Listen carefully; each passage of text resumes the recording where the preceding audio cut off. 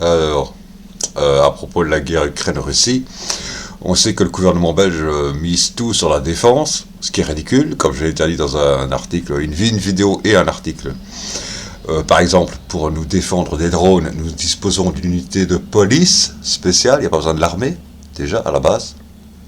Mais Theo Franken, NVA, mise tout sur l'armée.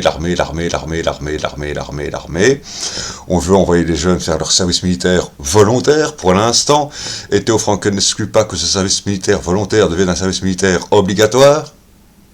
Voilà. Donc retour de la prison pour ceux qui ne veulent pas apprendre à tuer d'autres personnes, voilà, hein, tout simplement.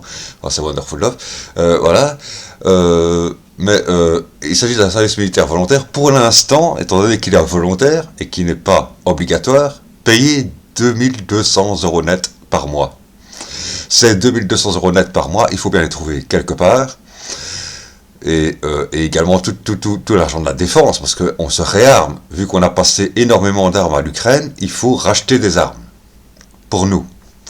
Bah oui.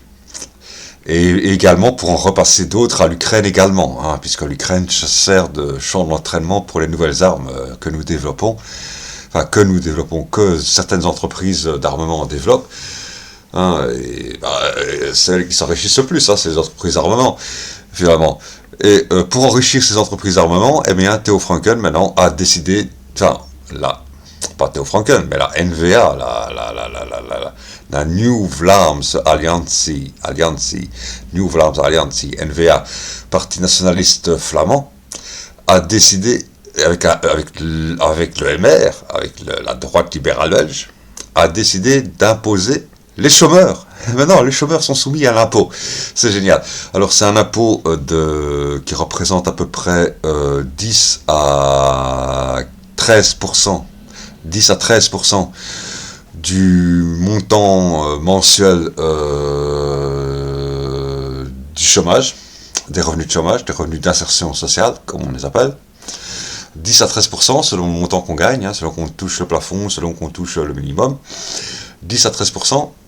En fait, pourquoi est-ce qu'on n'a pas diminué de 10 à 13% les revenus alloués aux chômeurs?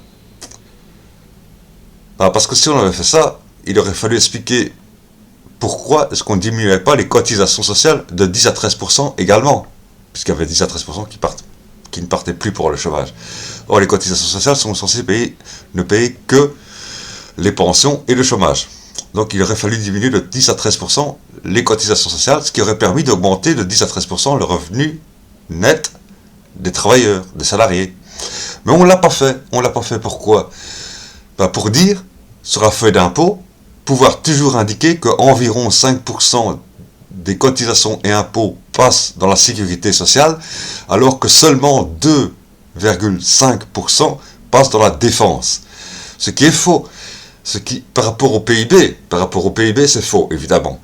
Évidemment, il y a plus d'argent qui passe dans la défense que d'argent qui passe dans la sécurité sociale, puisque maintenant, en fait, on peut dire qu'avec cet impôt de 10 à 13% sur les allocations de chômage et les revenus d'insertion sociale, les cotisations sociales qui servent à payer cela, 10 à 13% des cotisations sociales servent donc uniquement au secteur défense de la Belgique, défense militaire de la Belgique.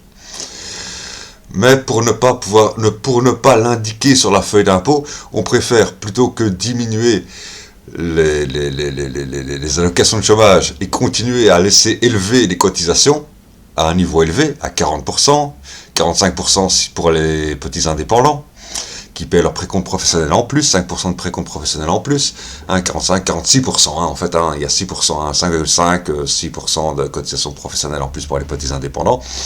Pour continuer à dire, vous payez les cotisations sociales pour les sales chômeurs, et pas pour les tueurs de la défense nationale, eh ben, on leur dit non, on ne diminue pas les allocations de chômage, on impose les cotisations de chômage. Mais de fait, il y a 10 à 13% des cotisations sociales qui maintenant sont allouées à la défense nationale, puisqu'on impose de 10 à 13% les cotisations, on impose de 10 à 13% les revenus du chômage, les revenus d'insertion sociale, qui touchent également les bénéficiaires du CPS. Donc comme quoi, finalement, cette guerre, comme je dis, toute guerre n'est payée que par la population, et rien que par la population, et pas par les bourgeois. Pourquoi? Parce que non seulement on envoie les fils de prolos aller se battre, les fils de prolos qui ont un peu trop de couilles et qui ne savent pas se masturber, et qui donc ont un peu trop de libido, et ont de la libido à revendre, on les envoie se battre pour soi-disant contre les Russes, soi-disant, mais en fait c'est pour casser la gueule aux manifestants, hein, on sait bien, ils vont servir de super CRS, hein, c'est tout, voilà, hein, c'est tout ça à quoi ils vont servir, et à sécuriser le quartier neutre, hein, le quartier neutre de Bruxelles, hein, voilà, sécuriser le quartier neutre de Bruxelles, hein, neutre, entre guillemets, quand on a le Parlement dedans, il ne sait plus neutre, voilà, surtout un Parlement pareil. Bon, c'est astuce qu'ils vont servir, ces gens-là, et donc, et pour les payer, et pour payer les nouvelles armes, et pour payer les nouveaux armements, et pour enrichir les fabricants d'armes, la FNR Stahl et tous les autres, hein, Dassault, et puis les Américains avec les F-35, hein, voilà. On n'achète pas français, on achète américain. Et à part ça, on veut. Et à part ça, on se dit, ah, il faudrait peut-être se passer de Windows, tout ça, oui, mais passe-toi d'abord de F-35, et après, parle plutôt de se passer de Windows. Bon. Bon. On veut être indépendant des Américains. Marrant. Bon, voilà. Donc, c'est vraiment le peuple qui paye la guerre. À tous les niveaux. Au niveau de l'effort physique, c'est le peuple. Le jour où il y a une mobilisation générale, on ne va pas demander aux bourgeois d'aller faire la guerre. On va aller demander aux chômeurs, à ceux qui sont sans emploi, aux paumés, aux SDF, d'aller faire la guerre. Mais oui, évidemment. On va pas demander aux bourgeois qui se la coulent douce dans les boîtes de nuit à Knock d'aller faire la guerre. Ah bah non. Hein, c'est toujours le peuple qu'on tape en premier. En fait, tant que la guerre ne touche pas les bourgeois, la guerre continue. C'est ça qu'on se dit. Tant que ça ne touche que le peuple, la guerre peut continuer. Et donc, qui on impose? Eh ben, pas les bourgeois non plus, mais les chômeurs. On impose les chômeurs. Maintenant, le chômage, les allocations de chômage sont soumises à l'imposition. Alors tu dis c'est ridicule, parce qu'à quoi ça sert de maintenir des cotisations élevées si on diminue d'un autre côté les allocations de chômage par une imposition? Mais ça sert à ça, pour dire sur la feuille d'impôt, regardez, il n'y a que 2,5% de l'argent de l'impôt qui va à la défense nationale, alors qu'en fait c'est faux, puisque, enfin oui c'est vrai, mais l'assiette de l'argent de l'imposition étant été élargie, l'assiette d'imposition étant été élargie, mais non pas vers le haut, vers les bourgeois, mais vers le bas, vers les paumés, il y a plus d'argent qui va en fait à la défense nationale. Hein, c'est pour pouvoir dire ça, il y a 2,5% seulement de votre argent qui va à la défense nationale, contre 5% qui va à la sécurité sociale.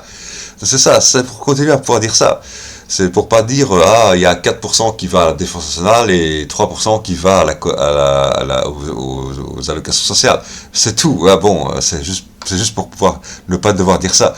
Bon, voilà. Au Danemark, ils sont un peu plus intelligents, mais au Danemark, c'est qui propose ça?